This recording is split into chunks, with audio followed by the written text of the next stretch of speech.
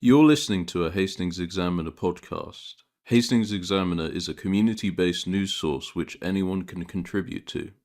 Check out hastings-examiner.uk to learn more.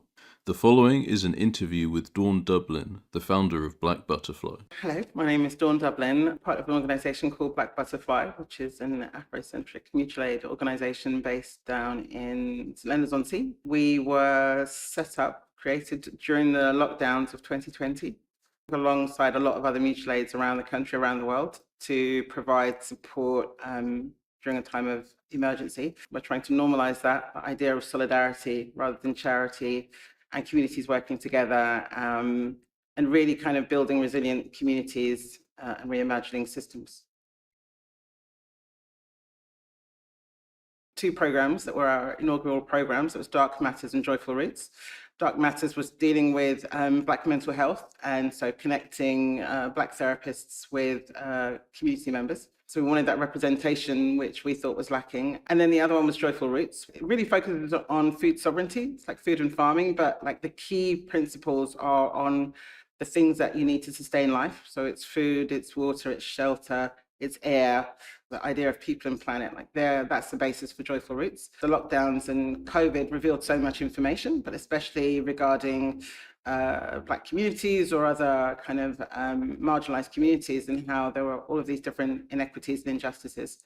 So for us, we just thought, how do we address some of that, thinking about well-being, promote regenerative agriculture, and especially, sourcing stuff that's more culturally appropriate for those community members, but that will help their well-being, help them physically and mentally. But also, how do we promote, small-scale businesses, small-scale farmers? How do we kind of keep these short supply chains, really develop resilient value chains?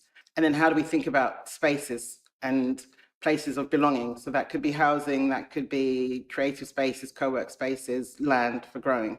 And so we started trying to bring back into use long-term empty buildings and land to reimagine them with the community. We go together, we grow together.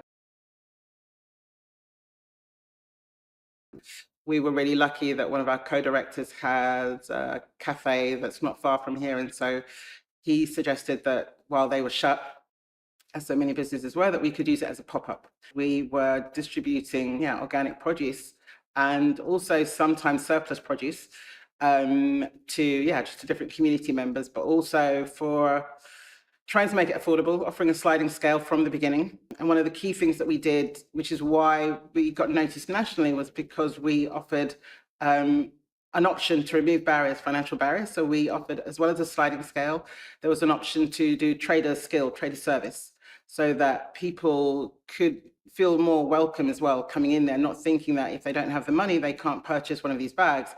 Actually, there's value that's alternative to finance. So people could run classes, they could garden with us, they could give talks. It was just about them coming and being in community with us. Right now, we're sitting in one of the 5 different buildings that we were working on during that time with our kind of former sister business. And this is called Hatson's Yard. It was a fly tipping zone, first of all. It was like a warehouse full of tut that we cleared. But then we have slowly, over the 5 years, been trying to do it up. And it started out as our distribution hub. At the height of the pandemic, we were supplying more than 250 bags of organic produce to the local community, but then also providing more seedlings and organic seeds, compost, like just anything for people to grow where they were at or grow with us. And then we also had a distribution via our e-cargo bike program, or other people who were just kind of distributing food to other people who were unable to come here and collect. There are a lot of people who ordinarily might not have been in a situation where they felt that they didn't have the financial resources to kind of access this type of food. But then suddenly during the lockdowns, there were a lot of people who were hard hit. For us, we didn't want to judge anyone, and we definitely didn't want to make it like a food bank. We were not a food bank. Felt like food banks kind of did something to people's souls, like you had to sunk to your lowest level in order to access a food bank. And what we were trying to do was nurture you from the inside out, the ability just to be free somehow. So we talk about creating or co-creating these liberated spaces, because freedom is like a hard thing to come by in these systems of control. But it's what we were trying to do here. And I think that's the energy of this place, is that why people like it so much is that they can come and try things. It's about just coming with love and just being in community with us. Stitch TLC, so that's Yemi, is one of the first groups kind of that came here, and they even sat outside in the sunshine and would do embroideries. And then we had, just some small gardening groups, various people who'd been displaced by war, so from Syria or from Sudan, Eritrea. For them, it was also really important to also have a space to kind of, really just talk and have these, cultural practices that they could try. Cooking was always going to be like a big part of what we were doing, and breaking bread, the idea of just everyone coming together. One of our first tenants, and they're still with us, is Kin Choir. At the time, they were called She Choir. And they are a group, an amazing group of women and non-binary folk who just have this really democratic process. It's more than a choir, it's a community, it's like a whole family.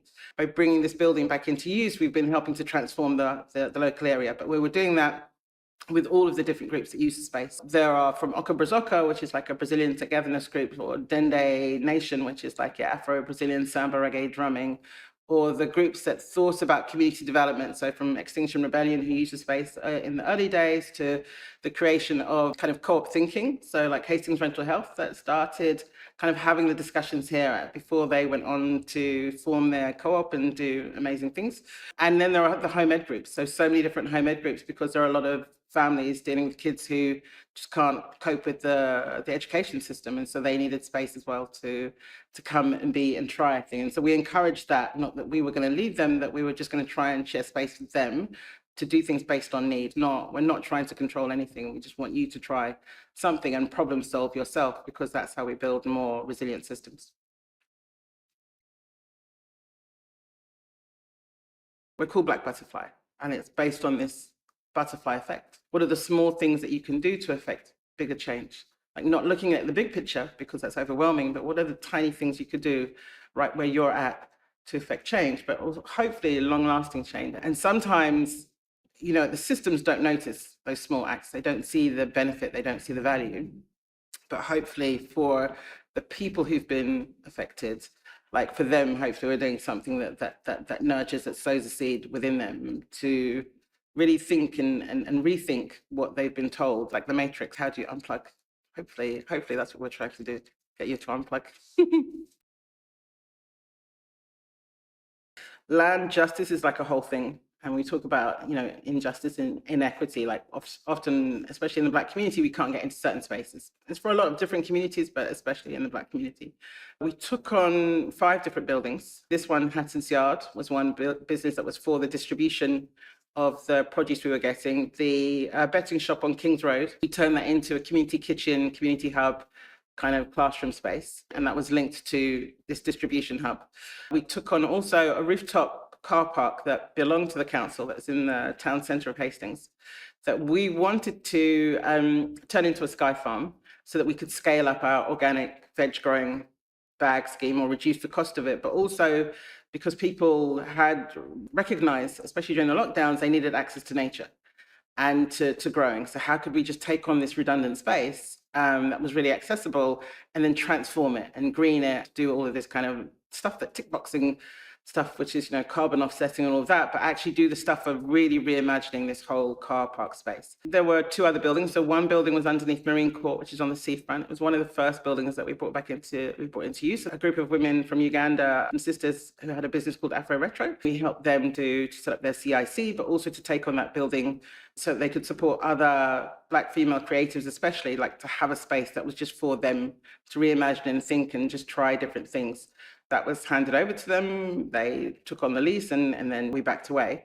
And then the final space was on an industrial estate to try and turn it into an affordable, creative, digital co-work space. We took that on when I was applying for funding, Town Deal funding, to get that. Yeah, that's another story. Lots of blockages there and barriers that, could do a whole podcast on the blockages and barriers. So there were the 5 different buildings, but then we got kicked off of the rooftop. We were asked to leave after 18 months. And if you know anything about farming, you know that it takes a lot longer to try and establish any type of green space, food growing space. And it was really ironic because people were talking about food deserts or food insecurity. The local authority offered no assistance on that at all. When we lost that building, we decided to walk away from the shop because, again, we were funding that. We were not getting any support for it.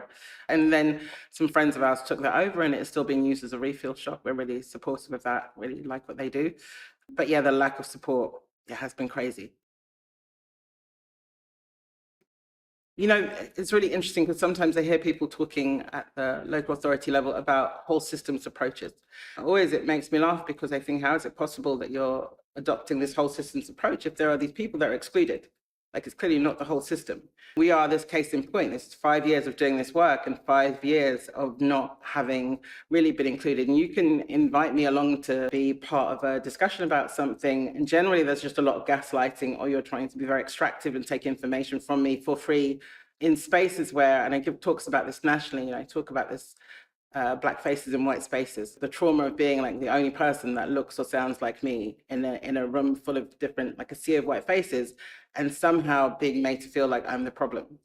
And that in and of itself is problematic. It's why I think I do much more at the community level, because diversity should be the norm. And that's, I think, what the space epitomizes. It's just like, there's so many people that come in and do different things here. That should be our baseline. But why wouldn't you want to talk with people like me or others who are doing the work at the neighborhood level, who could help and say, actually, look, this is wrong. Maybe there's a better way to do that. Wherever you are in this part of the town, you should be questioning, the lack of funds that are not coming your way, or the lack of support. This is your moment. 2026 is for communities to take a bit more control and be more empowered.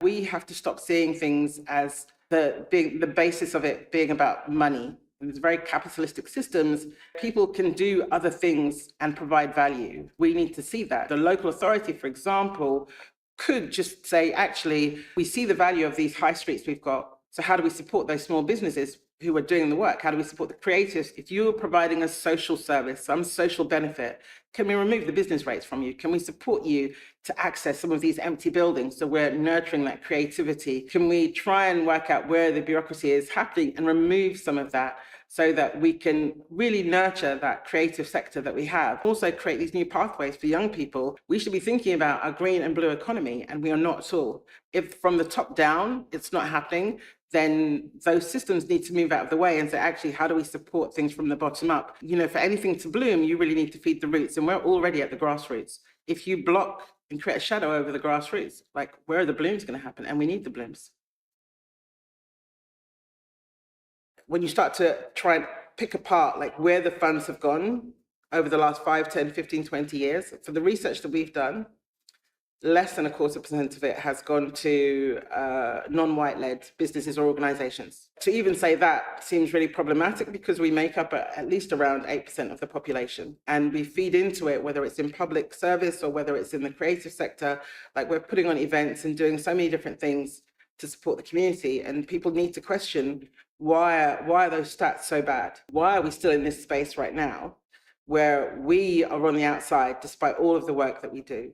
Every week in this building alone, hundreds and hundreds of people, even in the cold now in winter, come here and run classes and provide some type of well-being, collective care. And we have nurtured that collective agency. Why is that something that is not being promoted? Because we know it's really beneficial to this area.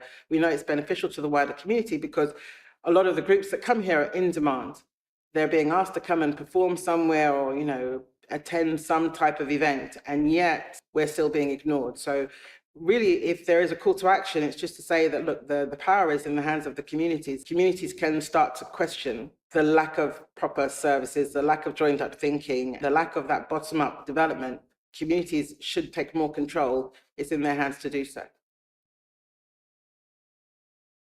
The fundraiser, yeah. So, we're raising funds at the moment. We're doing a crowdfunder. We don't like the fact that we have to do a crowdfunder, but again, we, as I mentioned before, have received virtually no funding by our local authorities. We're reaching out to our local community and our online community to try and raise funds, because we're behind with the rent here. So yeah, it's on Crowdfunder UK. They've really brilliantly decided to spotlight our campaign as well. That Crowdfunder UK are saying that they really like what we're trying to do and want to support us. It's just it's a really beautiful thing, and especially for a lot of the people that put time in. So whether they are the volunteers, or, you know, team members, or the other community members that have tried to bring this space into use and benefit this area and the wider community. If it's possible to support us, please donate. But we understand that times are hard. So even just sharing the story of what we're doing would be amazing. We kind of want to highlight it. And also, this is now becoming a campaign because we want a permanent space. Like, there is no permanent infrastructure for Black communities in Hastings, in Rother, in Wealdon, as far as I know, even, in East Sussex, apart from maybe in Brighton. We really want to have some type of infrastructure for us and by us, as well as dedicated cultural centres. How do we push for something like that, to have these spaces that are properly funded, that can serve everyone in the community, but especially those that have been so marginalised often? Thank you.